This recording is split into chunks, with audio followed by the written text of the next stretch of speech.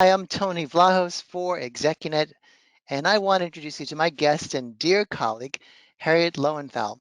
She's an acclaimed senior level executive career coach and a part of the ExecuNet inner circle of coaches, advisors, and strategists who help senior level executives like you get market ready, go to market, and get what you want.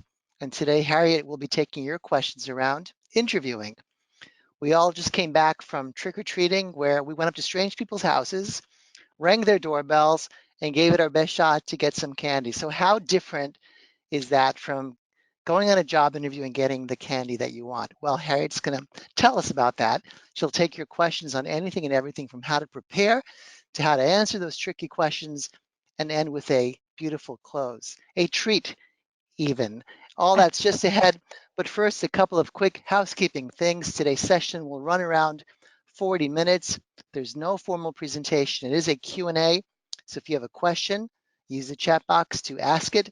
If you're having technical challenges, chat to us and my amazing colleague Kim behind the scenes will help you out. And before you leave today, please take a moment to complete our little evaluation form. It would mean a lot to us. With that brief intro, Harriette, welcome. Thank you, Tony. Always good to see you and to talk to you. So let's kick it off with the pre-interview preparation. I had some questions in advance from some of our audience members. And this one, if I could summarize, went a little like this. Harriette, I have read that in order to make a good impression, it's vital to research in advance and to be knowledgeable about the company you're hoping to work for. I'm capable of doing the research. In fact, I'm happy to. But what knowledge about the organization or role will impress decision makers the most, and what could potentially turn them off? What's your take on Oh, that? okay. Well, I would say take full advantage of any due diligence that you can do. Obviously, beginning with the company website and reading about their mission, their values, the backgrounds of the leaders. Perhaps there's information in bios there for the people who will be interviewing you. But one spot that is often missed would be the investor relations or maybe it's public relations page within the website. Oftentimes, if you look at press releases or if it's a public company, you'll have annual reports or presentations, shareholder presentations that are often posted, and you can find out a lot about the business. So that's one of the keys is to have perhaps a few questions about the business or products or services and where it's going, and then begin to envision yourself in that organization. How can you help them solve their problems? How can you perhaps help them pursue their opportunities? So that's one thing. The other is to pay particular attention to the mission and the values of the company, and then think about your own. Is this a mission that you can support or lead? Are the organization values, as they're defined, values that align with your own personal values? And so you'll have the opportunity, perhaps during the interview, we'll talk more about that later, to present those two things. And then, of course, there's LinkedIn and the broader internet search, um, playing with different combinations of names or words or topics and so on, so that you really go in with a good sense of who you're going to be meeting with, what the company does, and how you can add value. Oh, such excellent advice. Awesome. So let's keep going, Harriette. What is a powerful and memorable way to introduce myself to the interviewer?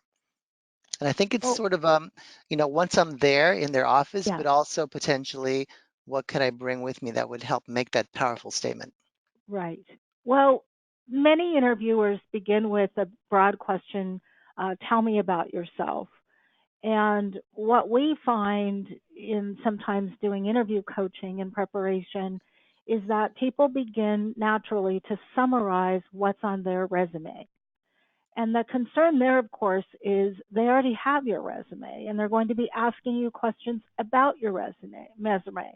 So tell them about you. So oftentimes we will start with, a bit of background.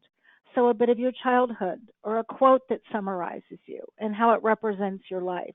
But you're also giving them insight into who you are, which at the end of the day also helps to determine fit.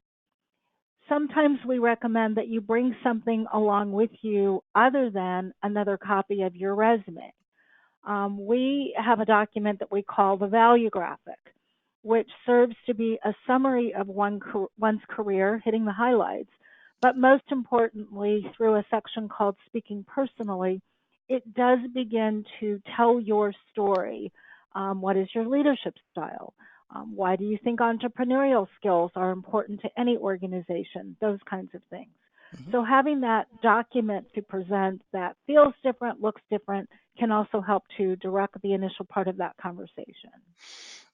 Great. You brought up the dreaded question, so tell me about yourself. So let's pick up there because it is one that is often chatted. In fact, it's been chatted in today. What are they really looking for me to say in reply to the question? So tell me about yourself.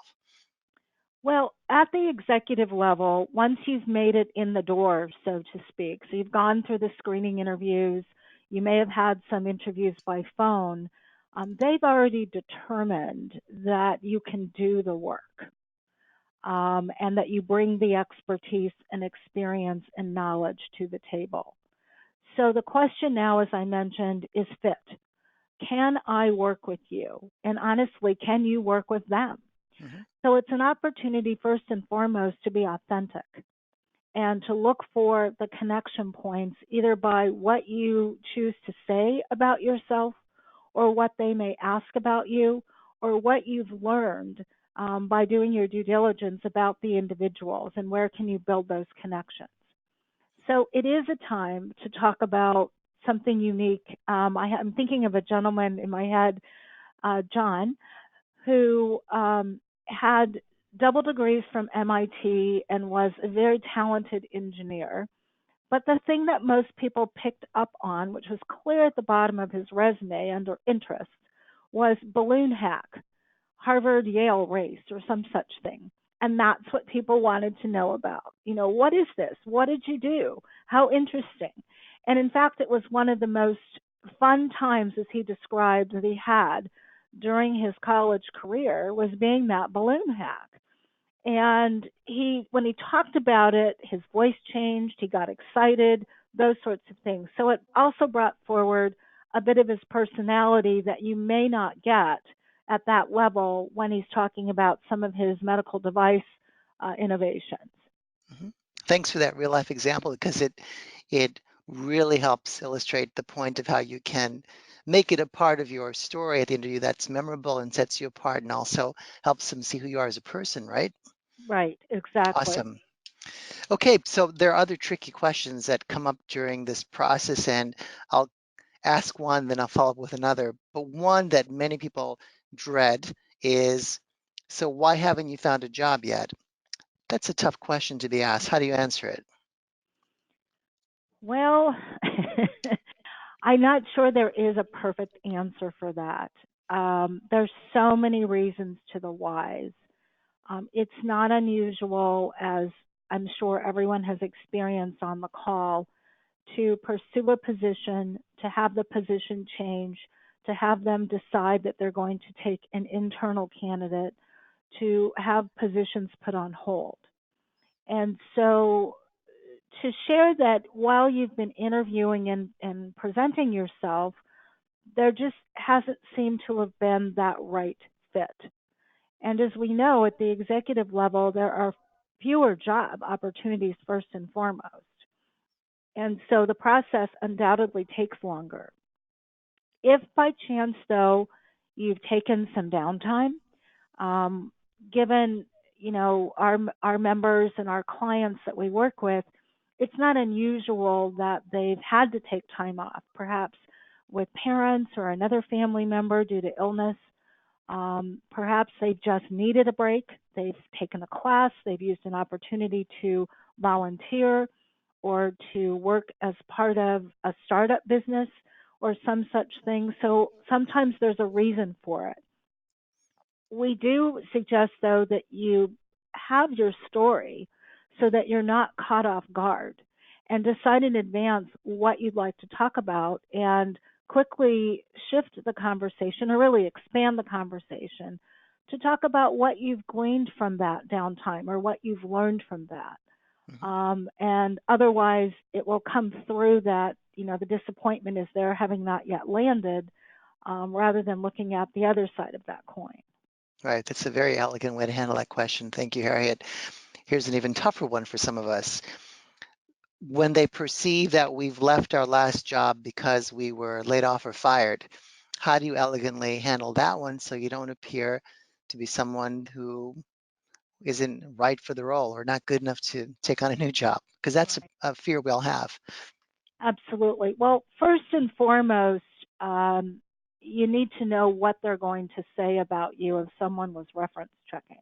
Mhm. So we often advise if you have a friend, maybe an HR friend or a recruiter friend, that they call that previous employer and ask what were the circumstances and so on. Now, if I'm on the ex-employer side, I would advise them to say, to confirm dates of employment and would you rehire this person, yes or no, sometimes is a question that they get asked. Some will answer it and some won't. So it's really difficult to get that level of detail. It's not unusual in today's world, full of acquisitions and mergers and so on, to talk about restructuring or reorganization. And if in fact that's your story and that's your why, then I think, that a change in strategy, a restructuring, or an acquisition where there's duplicate positions, my position was no longer needed. And just leave it at that. I don't think you need to go into a long explanation of the why. Now, we have encountered some other kinds of situations, honestly, where people are laid off or they found themselves caught up in situations where they weren't directly responsible, but because they held a certain position in an organization, if you search the name of that company, all of a sudden you would see a lawsuit or something like that. So you have to be mindful, search yourself, find out what's out there, what information is out there, and if needed, elicit some help, be it from an attorney or public relations or a coach to help you formulate and tell your story. It is possible to get beyond that. It's harder, but reputation management for all of us is something that's necessary today. Terrific. We're going to continue with the questions in just a moment. First, I'm going to draw your attention to the link with the description that Kim has just chatted out, inviting you to take advantage of something that could change everything, which is connecting with one of our strategists to get a complimentary assessment of where you are and where you want to go and how we can help you get there. And Harriet mentioned the value graphic. You'll be able to ask questions about that in great confidence, and whatever other tools we can offer you, you'll learn about when you speak directly with our strategist whose commitment is to help you represent yourself and project your story. And as I said earlier, get what you want. So with that, let's cut back to the questions. Older workers in particular sometimes dread the interview because when you are standing behind the resume, it feels like there's a curtain and it's all good. And then suddenly you step forward, oh, look, there they are. They're whatever, 65, Right. 70, 60 even. How can we talk ourselves off the ledge before we enter that environment and go unhinged completely thinking that somehow people are judging us? It's a tough one, but how would you handle that situation? Well, part of it starts even on LinkedIn. I mean, when we talk about choosing a picture and depending upon your target market, meaning where you want to land, you want to make sure that there's a certain level of alignment there. Oftentimes, if we have someone, for example, who's hoping to land in a medium sized technology company, as an example, you don't want your coat and tie picture on LinkedIn, nor do you want to show up to an interview in a coat and tie because that will just help further that perception. Now, to go completely the other direction, I wouldn't propose that you show up in jeans and a collarless shirt either. Why? Because now perhaps you're stretching yourself to be something you're not. So appearance is something to pay attention to. How can you maintain your comfort? Because otherwise you're not going to present yourself well. But comfort and professionalism, and also fit into that organization. That's number one. Secondarily, how you present yourself. If you come with some level of energy and enthusiasm, and you've prepared your responses so that you can maintain eye contact and those sorts of things, that becomes important. If you've done your due diligence again on the company and you're perhaps sharing an article that you read that they posted on LinkedIn, or maybe they tweeted out or some such thing, that's also helpful. Mhm. So there's certain things that you don't necessarily need to be an expert around, but certainly a familiarity. And I would think in today's world, social media is one of those sorts of things. Mhm. Great. You mentioned eye contact. Let's broaden the scope of that one a bit so I can ask the next question that was chatted in, which has to do with body language, because that's part of our vocabulary. Our lexicon is ourselves, not just the words we use and choose, but how we present ourselves. What are some do's and don'ts when it comes to our hands, our feet, our eyes, our head? What could we use to our advantage, and what should we avoid when we're sitting in that chair? Well, I think eye contact is important, and yet you don't want to, as my daughter would say, stare someone down either. So you have to kind of balance that so that you remain connected. Certainly, head nodding, some of the relatively nonverbal cues, although they're verbal, like yes, those sorts of things to demonstrate listening is important. I think asking the individual at times, depending upon the feedback or what you're sensing coming back the other direction, pause and ask, is this the kind of information that you're looking for? Or was that helpful? Or do you need me to go into additional details? We usually will say that less is more. Those of you that have heard me before, or perhaps I've coached you, I'm a real proponent of behavioral interviewing, or the STAR model: situation or task, action, and result. So, organizing your examples, being able to communicate those very succinctly, but then allowing the opportunity for follow up questions and to go into more depth and detail. Many times in coaching, I have to cut someone off and say, okay, time out. Let's talk about this for a moment. You're giving me far too much detail. And if you're doing that in an interview, number one, you're going to use up a lot of time and not be able to share the full perspective of what you bring. And secondarily, you may lose your listener.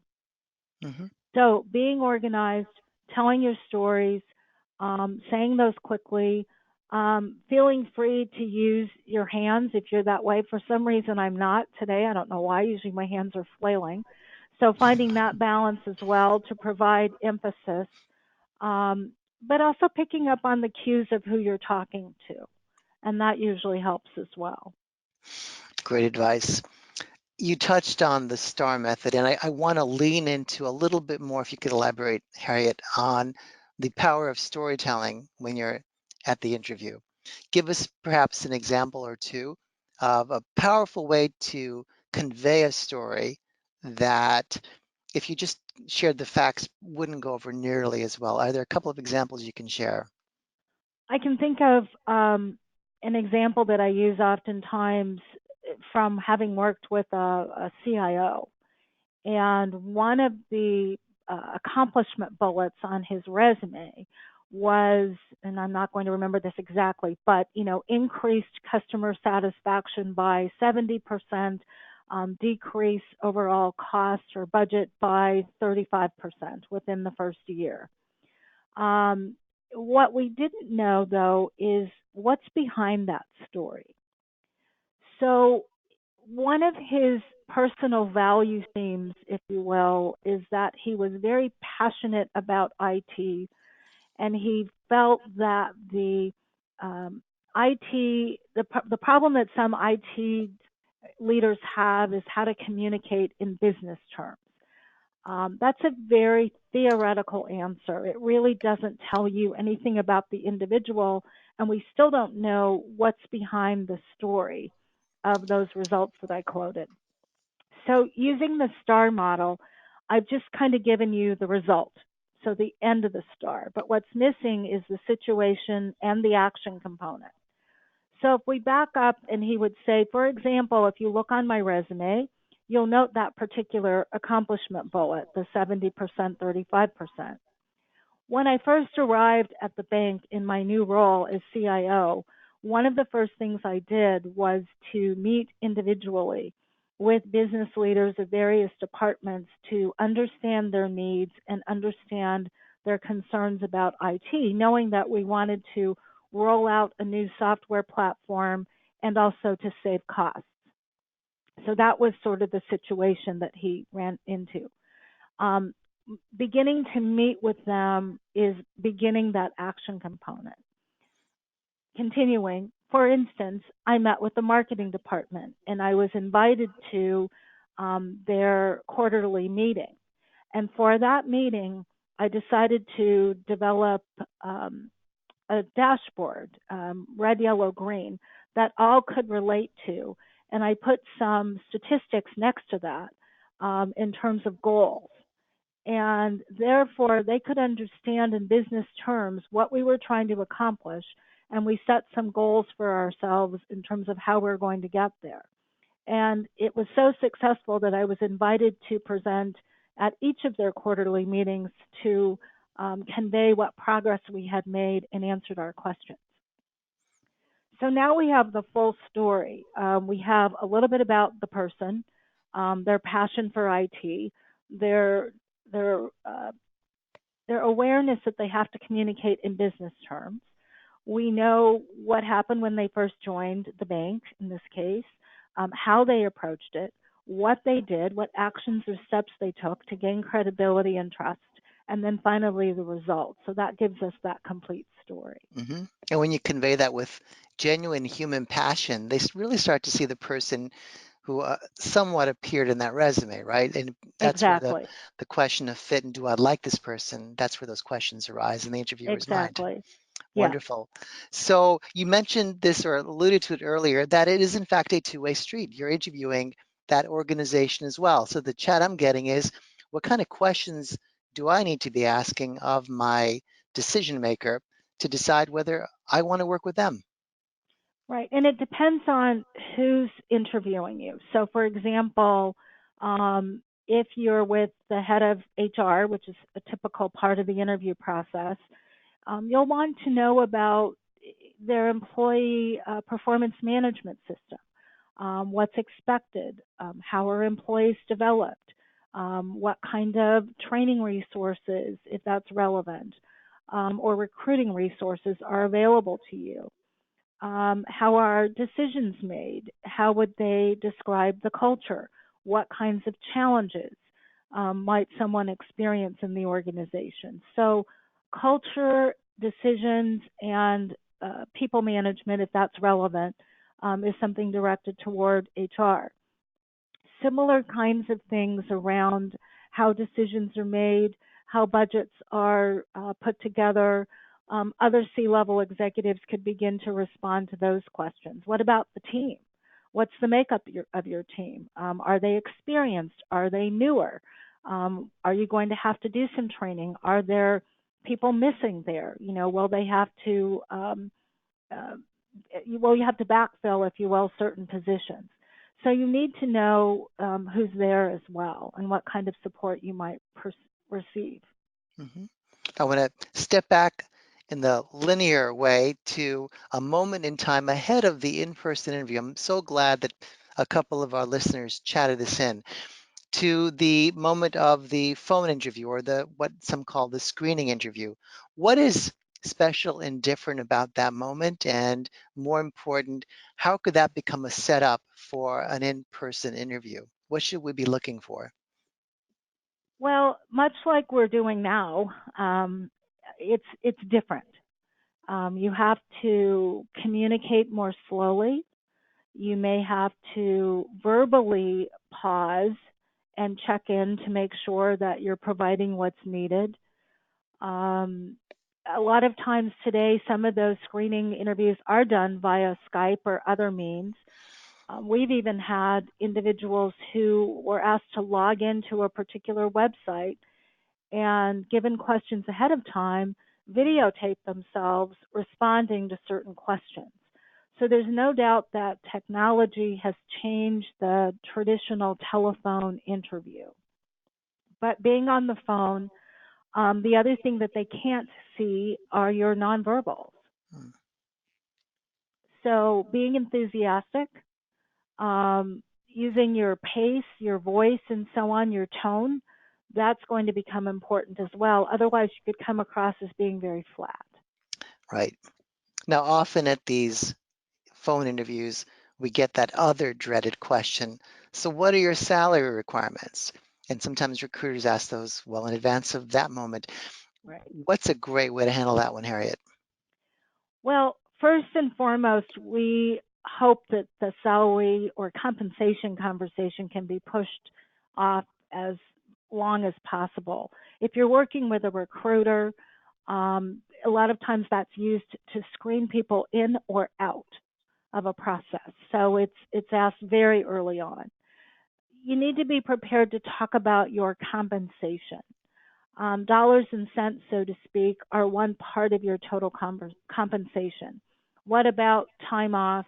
What about other intangible benefits, such as, well, I guess there's a cost, but being able to attend conferences or your own development? Sometimes it's time off, which it still surprises me that some organizations will say all new employees get 2 weeks vacation, and it's not really taking into account your level and also experience and compensating for that. But if that's not the case, what about time off for other interests? If you have community-based activities or other boards that you may be involved with, being able to continue some of that work. Mm-hmm. So you really need to be clear first and foremost within your own mind what's acceptable and what's not acceptable. But at the end of the day, the reason we suggest you wait as long as possible is because once you decide that that's the right fit for you, when that offer is on the table, that's where real negotiation can begin. Right. And you're suggesting that so much is negotiable that sometimes we don't realize is negotiable. Right, right. How do you Or feel? others, Please go I was ahead. just going to say, or other things that might be important to you that they may not even bring up, and be ready Yes, to share some of those. correct. I was going to follow up with how do you feel about expressing, if you really needed to, and were held to the fire to answer that question, expressing your compensation as a range, something that's broader than just a number. Is that an elegant way to Absolutely. skirt that one? Okay, Absolutely. great. Yeah, All and right. and So, Bill, ideally you would have been told way back when that the range of this position is that acceptable to you? Is or does that work for you? That's usually how a recruiter will approach that. But more often than not in today's world, we're hearing the opposite of that. The mhm, candidates are being asked. right. Another form that the interview takes at times, and I've never been invited to a dinner where I'm asked really serious questions, a date maybe, but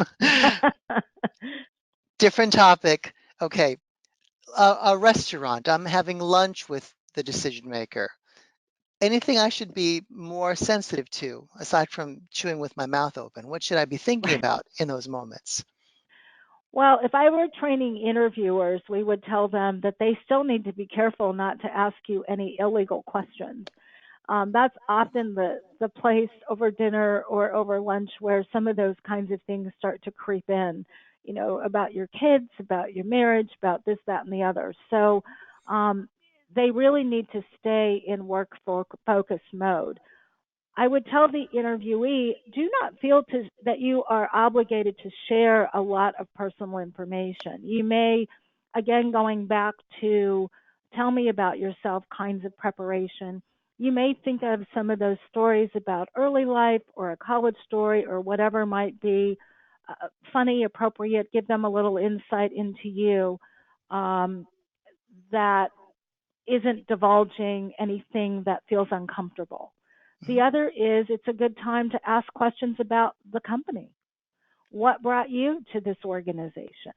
What kind of challenges or opportunities have you found? If you were sitting in my shoes today, what might you wish that you had asked that you didn't know when you joined? Something along those lines. So Mhm. it shouldn't be just about interviewing you. It's still a time to interview that other individual or gather information about the organization. Right. Now, where does drinking fall into this equation? Do you do as you do in the movies when they drink, you drink, or do you hold your ground and risk looking like someone who doesn't quite fit in because you have different standards? Right. I think that's a very personal choice. I think if obviously if your host is ordering um, a bottle of wine or whatever, or a glass of wine, you might also do so. I would just caution you to just, you know, pace yourself. What was I watching the other day? There was someone on TV that was talking about having to go to a lot of sort of work, career, social events every evening. And someone said, "Oh my gosh, you're so busy. How do you pace yourself?" And she said, "Well, if you really, really watch me closely, I don't ever really drink that glass of white wine. I hold the glass of white wine." And went on to demonstrate holding the glass, putting it up to her mouth as though she was having a sip, but not really having one at all or very little. So, be comfortable. Obviously, you want to maintain your professionalism, and you should also feel free to say no. I'm a fan of club soda with a slice of orange at times. So, some of those can be very acceptable as well. Right. Great advice. I hope everyone who's listening is really taking in the depth and breadth of Harriet's expertise and knowledge and experience, which she is generously sharing with us today. It is a tricky place to find yourself, that interview, whether it's the phone or at a restaurant or the familiar territory. And one last plug for the chat that I'm sorry, the link that Kim chatted out, which is take full advantage of the opportunity to talk to someone just like Harriet, someone who's been there, done that, helped people just like you move forward from where you are to where you want to go and get what you want. So, last plug, and we'll continue on with the questions. All right. There are some other tough ones that people encounter, right? For example, tell me about a mistake you've made, or Mm. what's it like working with the difficult boss you left behind? Those are fraught with possibility. How do you negotiate those questions so that you come out looking like the kind of person that fits and they want to hire? Well, first and foremost, and I should have mentioned this when I spoke about STAR, you need to be prepared. Hmm. So you can prepare those STAR examples just like you prepared the positive outcome. So what's the difference? Well, number one, the result usually means that you've missed the target somehow. The action component could be inaction, something you did not do, but maybe perhaps should have done, or perhaps something you did and you wished you had done it differently. So we still can go back to what was the situation or task or perhaps challenge that was in front of you. What action was taken or not taken? What was the target that was missed, and what did you learn from it? And then immediately, perhaps plugging in a different example, somewhat similar, where you were able to apply that learning in a future situation. But when someone says, compare and contrast that with perhaps an example where you did not achieve the result, and the response is very quiet, and then I can't really think of anything, that's a red flag for an interviewer. No one's perfect. They're really wanting to know about how you handle challenges, how you handle adversity or a difficult customer or a boss or whatever, and what you do about learning from that and moving forward from that. So it's an opportunity to demonstrate your adaptability, perhaps your tenacity, your judgment and analytical skills of what you do differently moving forward. So be prepared to share, two or three of those kinds of things as well, because you never know what they're going to ask about in that camp. Absolutely. No, it's not uncommon for people interviewing for senior level roles and possibly less than senior level roles to get asked about their interest in relocation at some Yes. point or as a requirement for getting the position. How do we feel that one? Just be direct and open about it or something we negotiate? What's your sense? Well, one might assume, although you should never do that, I guess, early on that if you've applied for the job, if you've gone through screening, if you've showed interest, and the requirement is relocation, that you are open and willing to do so. Again, though, at the end of the day, sometimes organizations, especially the way that work happens in today's world, they're very willing to be more flexible once they know they want you and you know you want them and it's the perfect fit. So I've coached someone. Her name was Rosa, who was offered a position, but she wasn't ready to pack up and move immediately. It was from the West Coast to here in the Midwest. What they ended up being able to negotiate is she actually came on as a consultant for 6 months, and she spent a week, a month at the home office, and then another equivalency of another week virtually, learning the company, having meetings, sometimes going to trade shows or whatever it was. It was a retail organization. And then did her physical move after that 6 month period. So she, on January 1, I think it was, where she actually relocated. It was because of her partner's health issues. She wasn't in a position to pack up and move immediately. They wanted her, she wanted them. It just, the timing was a bit off. So sometimes there's room to negotiate a gradual transition. Other times companies are open to you having an apartment and telecommuting. It's not unusual to hear of people leaving on Sunday night or Monday morning and then returning home on Fridays and so on. Mhm. So in today's world, it's not unusual. It is manageable. It is negotiable. But that tells you something about the culture that hopefully you would have picked up on prior to that. Why is it that they feel they want you on site? Is it really necessary to do the work, or is it because that's how we've always done things? And you'll have to make those tough decisions and choices, because at the end of the day, it's not just you, obviously, it's your family and other extenuating circumstances. And oftentimes it's a dual career that has to be taken into account as well. hmm I love the creative options you're laying out on the table for our listeners. Thank you. So before we get to the part of the interview that for many is most difficult, which is after it's over, and we'll talk about that. Can you describe for us what a beautiful close to the interview might be? How do you kind of, if possible, tie it up in a nice bow and say, this was well done, everyone is leaving here happy, and things are looking good? Are there certain things, certain questions, for example, that you might want to ask or confirmation you might seek in some elegant way from your counterpart across the table? Well, if I was teaching behavioral interviewing, we have a question at the end, which we call the buy time question, to buy the interviewer time to quickly look back through their notes or gather their thoughts to make sure they haven't missed anything. And in doing so, they give the person a question to think about. That's usually pretty broad. What interests you most about this company, or something like that?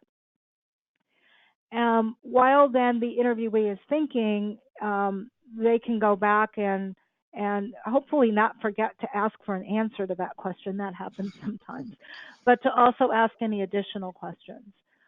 If you've not been told sort of the next steps or the timeline, that's a natural question to ask. If you've you could ask, is there anything else that we haven't talked about or that you haven't asked of me that you would like to ask at this point? So I guess it's the by time question in reverse, just to make sure of that.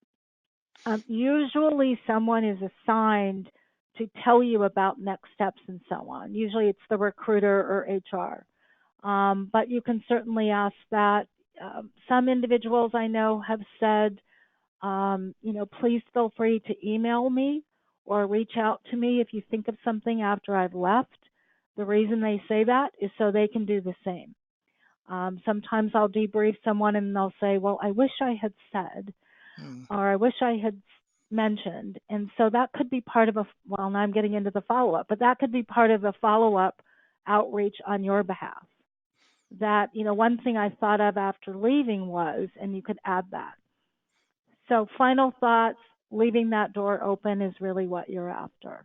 right. Now, I've interviewed people who've left me with the following thought, which is, Tony, I have other offers. Is that a poor tactic? It hasn't worked especially well on me. It's actually not affected my decision making one bit, but I'm just curious what your sense about that approach might be.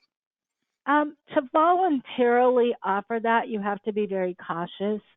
Again, usually that recruiter or HR individual will ask, are there any other offers that you have on the table or any other where you're close to interviewing? And they will ask you to let them know if that occurs. But to volunteer that, you don't know how that's going to land. It can come across as, well, I don't need you because I have these other things going, Right. which could really sort of spoil the situation. So I would just say be very cautious about what you share and volunteer. But honestly, if you have something going on and if you've got a good relationship with the recruiter or HR, you do need to let them know, particularly if they tell you, well, we're going to be making a decision in the next month. And there you may have to offer something that's really going on. Okay, great. So let's skip over now to the hardest part. The waiting is the hardest part. We talked about Tom Petty earlier, so it's okay. I can say that. Post interview, right? Things have gone well, presumably, and you're waiting, and the clock isn't moving any faster. And then weeks turn into a couple of weeks, and you wonder, okay, what's going on there? Right, What is a smart thing to do during that time frame, and what's a really dumb thing to do during that time frame? right, right. Well, that's why at the end of an interview, if it hasn't happened, you ask them to help you understand their timeline and or decision process. So, assuming that you've gotten to, and of course you've written your thank you notes um, to the individuals with whom you've interviewed, thanking them for their time, adding any additional information. So that sort of thing has happened. Some individuals, if they haven't yet already, might reach out to them on LinkedIn or ExecuNet or other sites to connect with them and thank them that way for an interview as well. So if that time has gone by and if you haven't heard anything, you might reach out to the key contact or recruiter just to say, um, it's been, you mentioned that it may take several weeks. I recognize that individuals are quite busy. Is there any other information that you need from me? I would just appreciate knowing or having an update Mhm. and, leaving it at that, whether it's by phone call or via email. Um, you could do that maybe a couple of times, and if you haven't heard back, you never know. But I've had people say they can't believe that someone's come back to them. Unfortunately, on the organization side, sometimes they're not managing those relationships, in my biased opinion, effectively. Mhm. They really do need to have some level of communication. Oftentimes, the decision making's been pushed out. Our executives have been traveling. We haven't had time to really get together and discuss where we are. Really letting someone know. It's great PR for the company too, rather than stringing someone along. Sure. But I would just say don't get down on yourself and assume the worst. It could be something like executives traveling. hmm Now, we always remind our audience, our ExecuNet members, that the recruiter doesn't work for you. They're not your broker. They work Right. for the other guy. But if you developed a strong enough rapport, if not relationship with that recruiter, are there certain things you could encourage them to ask or find out for you that would be an appropriate way to possibly move the process forward? Right. Most recruiters will ask for and provide feedback on the interview. hmm Um, and that's one thing. What feedback have you gotten? Can you give me some insight? Those sorts of things. The recruiters are just as anxious to get feedback, especially both external and internal feedback on you as well, because their role is to fill the job. Now, they may not be your advocate because what you don't know, and hopefully the recruiter has explained to you, there may be other candidates. So they may have had difficulty scheduling another candidate or those kinds of things that might also delay the decision making. But you bring up a good point, Tony, and that is the working relationship that you establish with your key contact, whoever that is going to be essential. Someone that you can perhaps go back to for some advice and so on. The other might be networking into that company. I just have been coaching a woman who's been interviewing for a senior position at Amazon. And Amazon is known for, if you're not the right person for that role, they move on to the next. If you are, they offer you almost, it feels like, immediately. So in her particular case, the role that she interviewed for and was brought in-house to pursue wasn't going to be a good fit, and they recommend that she go back to the website and look at some other suggestions. But then the original recruiter went radio silent on her, and she's gotten no feedback and so on. We were involved in helping and supporting and coaching a similar individual, a marketing executive, about a year or so ago at Amazon. So she has since said, would you be willing to provide an introduction to that person? Maybe I could learn a little bit more about the company, about some other possibilities and so on, and get some insight directly. So even though that relationship is essential, don't leave out others in your network or hmm others in your support system that may help you to gain some more insight into an organization. Terrific advice. And with that, we are going to wrap this up. Harriette, thank you so much for making time, for sharing your insight. Thank you all for tuning in and asking, as always, your marvelous questions. I learned so much just by getting to ask them. And before we sign off, I want to ask Harriette if there are any final thoughts she might have to share with all of us on the art of interviewing, whether it's pre-interviewing prep or feeling those tough questions or what you do when you're just waiting around and wondering. Any final thoughts before we officially wrap up? I would say number one, know yourself. So, what you've done, what you bring, and who you are. Know the organization, including the individuals with whom you're going to be interviewing. Be prepared. Have your stories organized. We also talked about those examples where things don't work out as well. hmm Practice is another, and perhaps get feedback or advice from someone. And then finally, follow up and stay positive. And I hope that some of you, perhaps I'll be chatting with on the phone after this, but um, we would love to help you. It's not a science; it's definitely an art. Absolutely. And we've got more great sessions like this set up for our VIPs coming up, I think, November 19th. You don't want to miss that one. It's a panel discussion featuring three of our coaches and strategists, and I believe one is a recruiter as well. And we'll be talking about, guess what? How to go and get what you want with our help. Right? So more to look forward to. Thank you all again, and thank you, Harriette. And I look forward to the next time. Thank you.